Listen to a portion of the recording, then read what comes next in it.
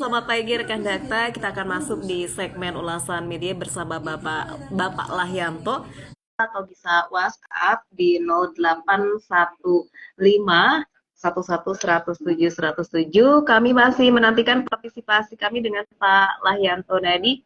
Assalamualaikum Pak Lahyanto. Waalaikumsalam warahmatullahi wabarakatuh. Apa kabar? Alhamdulillah baik. Ditunggu sebentar ya Pak ya. Ya, ya.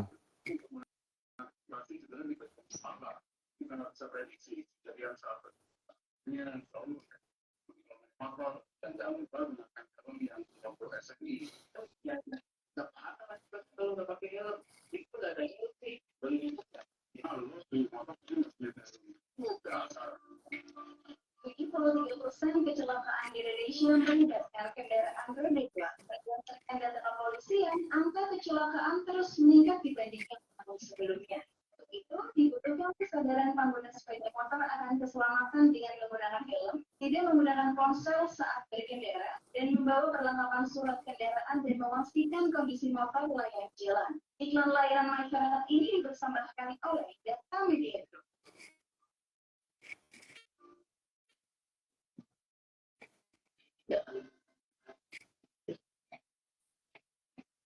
Rekan Dakta, kita langsung on air dengan Bapak Lahyanto Nadi dalam segmen ulasan media. Assalamualaikum Pak Lahyanto. Waalaikumsalam warahmatullahi wabarakatuh. Apa kabar, Lisviana? Alhamdulillah, kabar sehat juga Pak Lahyanto ya. Alhamdulillah, sehat walafiat. Udah kembali ke Jakarta nih. Iya. Alhamdulillah. Kita bahas terkait dengan pilkada yang semakin menyala ini Pak, apalagi sudah mendekati 27 November. Silakan Pak Lahyanto. Iya, istilahnya menyala ya. Ini istilah millennials dan Gen Z nih, karena memang ya udah lama sebenarnya dari media sosial menyala bang gitu kan, menyala abang. Ini rupanya makin banyak yang menggunakan diksi ini ya, sehingga dekat juga dengan kalangan millennials gitu, dekat dengan kalangan Gen Z. Dan kita lihat emang makin menyala nih pilkada dari Sabang sampai Merauke ya. Debat setiap hari kita lihat di TV secara langsung ya. Kemudian banyak incumbent yang diserang oleh calon-calon gubernur atau calon bupati dan wali kota yang akan melawannya gitu kan. Nah, jadi makin seru. Dan yang lebih seru lagi adalah turun gunungnya bekas-bekas presiden, yaitu Presiden Jokowi turun gunung membela terutama di Jawa Tengah dan Jakarta. Ya, Jawa Tengah dan Jakarta. Yang udah turun Jawa Tengah, kemarin dia ke Purwokerto. Purwokerto dia biasa pakai baju kebesaran itu, baju putih digulung gitu kan. Zaman waktu dia kampanye dulu di Pilpres awal ya, gitu. Kalau di Jakarta kan dia pakai kotak-kotak. Nah, sekarang itu dia turun gunung lagi. Kenapa? Ya, karena saya diundang katanya gitu. Terus kan banyak yang undang kok, yang datang cuma Jawa Tengah sama Jakarta doang. Ya yang lain nggak sempet gitu. Nah itu kan kalau dia ngomong, kalau dia ngomong kita mesti lihat dia sebaliknya gitu. Kalau dia bilang dia diundang, sebenarnya pengen dia yang datang sendiri gitu. Nah itu maknanya kunjungan bekas presiden yang ketujuh gitu. Jadi ya dia ikut naik jeep terbuka, kemudian berada di mobil yang sama, lambai-lambaikan itu. Nah dia ikut kampanye secara langsung di Jawa Tengah. Jadi Jawa Tengah ini sangat strategis sehingga dia harus turun gunung. Artinya apa? Artinya dia ingin benar-benar mengoptimalkan kemenangan Ahmad Lutfi dan Gus Yassin ya. Tetapi dalam pelaksanaannya kelihatannya survei sudah mengungguli Pak Andika Pratama gitu ya, sama Hendy. Jadi pada akhirnya ini kelihatan bagaimana menyalain Jawa Tengah. Begitupun di Jawa Timur menyala juga, seru sekali itu debatnya karena ada 3 calon perempuan semua. Wah, wakilnya cowok semua. Jadi masing-masing ya. Semua punya argumentasi, semua punya produk-produk unggulan. Cuma kalau incumbent kan pasti banyak keluhan-keluhan selama 5 tahun terakhir ya. Terus dia akan janji begini. Ternyata rakyat kecil juga bilang, ibu udah 5 tahun masih begini-gini aja gitu kan. Soal harga, soal lapangan kerja, soal infrastruktur gitu ya. Kalau misalnya dibilang dia akan lanjutin. Jawa Barat juga seru.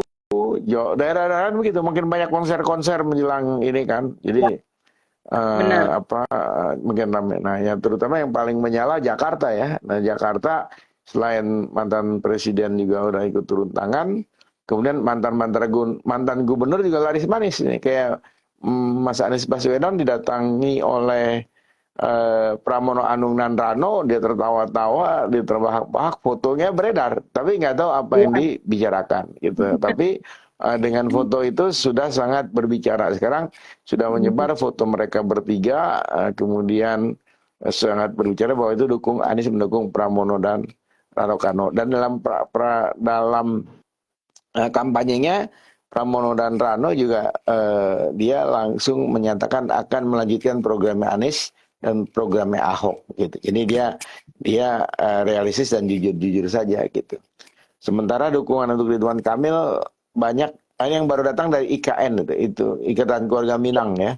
Keluarga Minang ya, karena yang kemarin soal restoran Padang bermasalah di Jawa Barat, sekarang dia karena Andre Rosiade itu dari Gerindra, dia makanya dukung Ridwan Kamil gitu. Jadi dia janji untuk pasar para pedagang dari mie itu akan dibantu lah sampai kepada pulang kampung Gebu Minang ya. Gerakan Seribu Minang dan Pulang Basamo nanti udah dijanjikan dalam pilkada ini. Tapi harus diingat bahwa jumlah penduduk Jakarta itu didominasi oleh pertama oleh etnis Jawa yaitu 32%, yang kedua itu etnis Betawi ya 28%, selanjutnya Sunda, selanjutnya baru etnis lain ya. Jadi Pramono tidak membawa soal etnik, tetapi Ridwan Kamil sudah membawa soal etnik Minang mendukung dia gitu. Jadi itu menarik ya. Ya. Dan di daerah-daerah lain juga begitu, sangat sangat seru persaingannya, karena kita lihat debat-debat mulai dari Sumatera, saya kebetulan dari Sumatera Barat ya, kita lihat bagaimana debat langsung, kemudian dari Sulawesi, Kalimantan, Papua pun demikian ya. Jadi sampai ke kabupaten Sarmi saya melihat bagaimana itu persaingannya udah makin menyala gitu. Jadi pilkada ini makin menyala, ini benar, makin seru, dan kita lihat bagaimana masyarakat bisa lebih realistis gitu dalam melakukan pilihan. Walaupun ada persoalan juga di partai politik ya, karena ini kan kebanyakan juga bukan langsung kader partai, tetapi juga atau kader partai yang baru, tapi karena dia populer diusung. Ya, ini yang hari ini juga dipertanyakan melalui tajuk rencana Kompas. Jadi itulah bagaimana pilkada makin menyala. Kita tunggu saja karena ini sudah tanggal 20, tanggal 19 ya, minggu depan tanggal 20 kita sudah nyoblos. Sebelumnya kita minggu tenang. Jadi minggu ini makin menyala saja gitu minggu ini. Baik. Ini ada rekan yang tadi sebutkan namanya, orang Jakarta pasti pilih Pramono Endul karena Ridwan Kamil di Jabar nggak tahu apa yang sudah dilakukan. Juga Jakarta, Jackmania pasti ke orang Jakarta ini, Pak.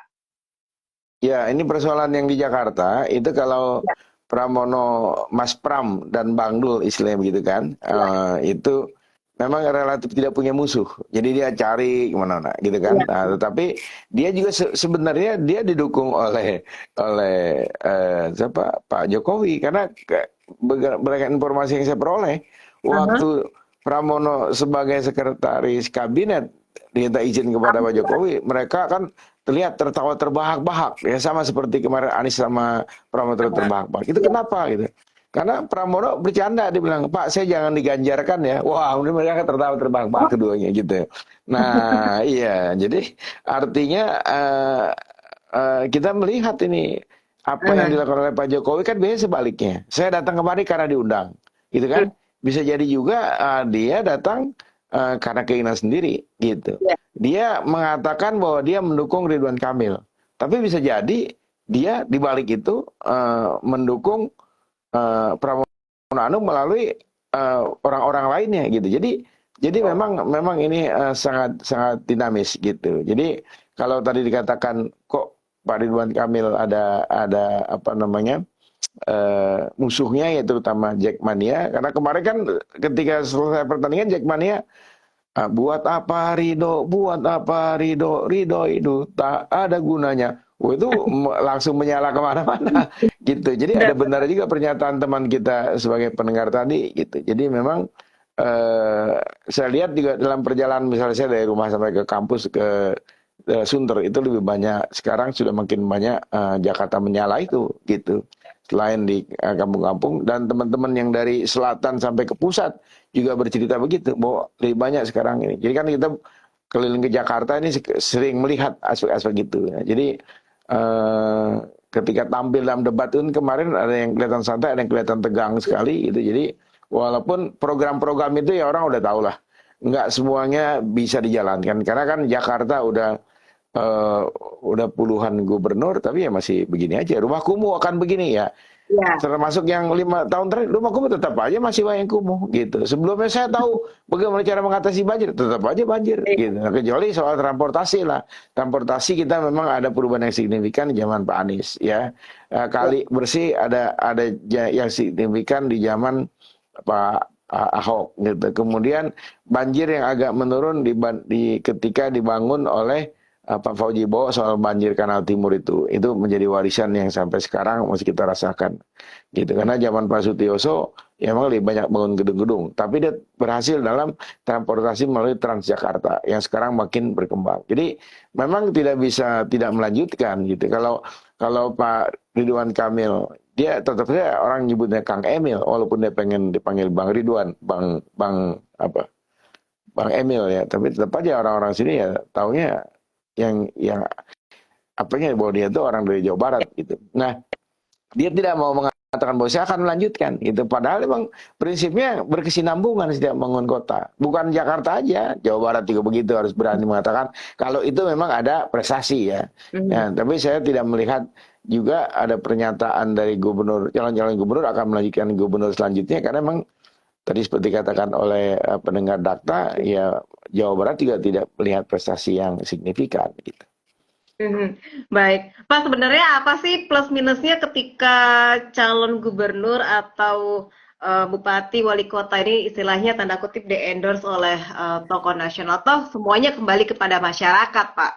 Ya, ini penting. Ya. Positifnya adalah kalau tokoh nasional itu dia populer. Ya, nah kita ketahui Presiden Jokowi waktu itu di periode waktu sebagai presiden ke-7, ya dia sangat populer, ya kan? Sehingga dia akan terjun langsung membantu Jawa Tengah dan Jawa dan Jakarta gitu. Nah, tetapi kan sekarang masyarakat berbeda. Ketika itu dia sangat populer, dia sambil bagi-bagi sembako. Duitnya pakai APBN. Kalau sekarang kan dia udah nggak bisa menggunakan APBN, gitu kan? Nah, sekarang juga orang makin realistis ya, setelah dia sebulan turun ini, sudah pas tanggal 20 Oktober dia turun, besok 20 Oktober dia 1 bulan, ya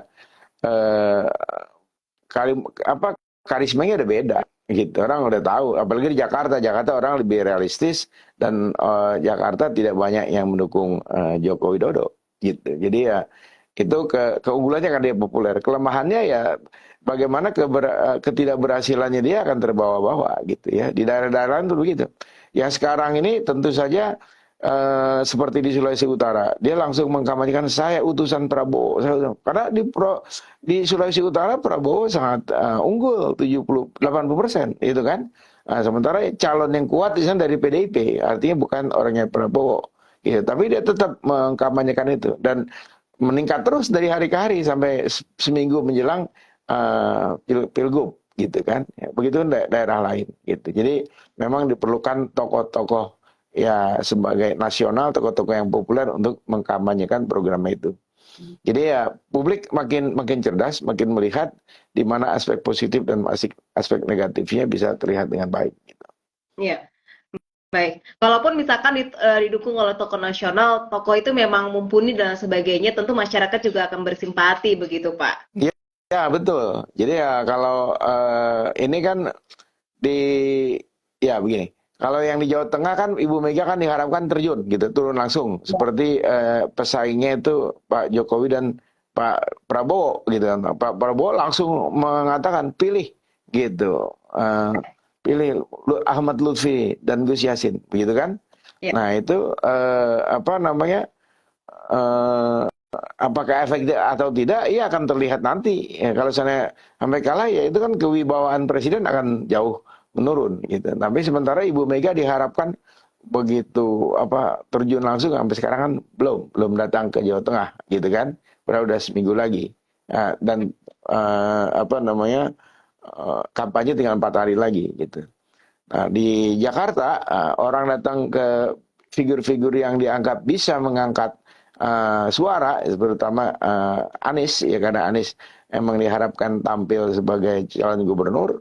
Ya. Sekarang anak abah ini udah diminta mendukung Pramono Dandul, gitu. Dan itu disampaikan secara resmi oleh juru bicara dari Anies Baswedan, gitu.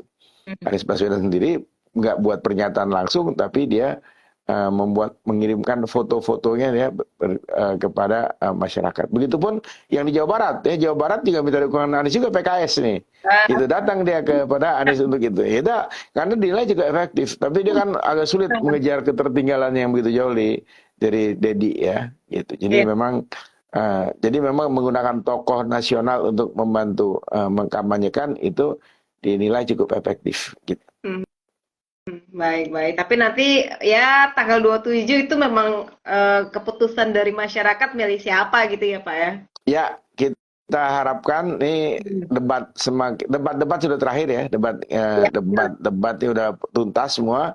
Itu memang presentasi orang ambil keputusan di 3-5% gara-gara debat itu ya. Tetapi yang paling efektif adalah mereka masih banyak yang swing voters, masih banyak melihat perkembangan sampai di detik akhir. Karena kampanye-kampanye ini sangat menentukan. Dia apalagi di media dan media sosial ya. Kita ingat media sosial itu cukup efektif. Di mana-mana sekarang udah mulai semakin disebarkan, semakin menyala bahwa figur-figur yang punya program bagus dia sampaikan. Kemudian figur-figur yang menjadi unggulan di daerah itu udah makin meningkat, tapi di sisi lain juga banyak yang saling kejar mengejar. Gitu kita harapkan masyarakat makin cerdas memilih sesuai dengan hati nuraninya, dan program-program dipelajari, nanti tinggal ditagih ya. Nanti kita tagih bisa langsung tuh ke wali kota, ke gubernur, ke bupati karena dekat. Jadi jangan nagihnya ke Wapres. Kalau nagihnya ke Wapres kejauhan.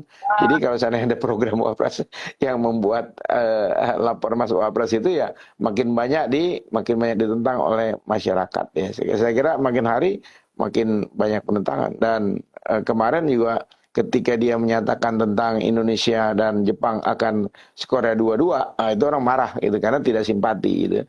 Bagaimanapun juga ketika belum bertanding ya kita akan mendukung Indonesia. Ada yang 2-1, ada yang 3-1, ada yang 3-2. Itu bagaimana berupa dengan walaupun secara hati nurani realistis itu ini agak berat ya, tapi ada harapan di situ. Nah, begitupun dengan Saudi Arabia nanti malam gitu. Jadi kita harapkan juga Indonesia memperoleh kemenangan dan timnas semakin menyala juga. Gitu. Ya, semakin menyala untuk kita semuanya ya Pak ya. Baik, ya Radio Dakta juga makin menyala, makin mencerdaskan dan makin menginspirasi. Amin. Terima kasih Pak Lahyanto, sehat selalu. Assalamualaikum warahmatullahi wabarakatuh. Waalaikumsalam warahmatullahi wabarakatuh. Rekan Dakta, demikian ulasan media bersama Bapak Lahyanto.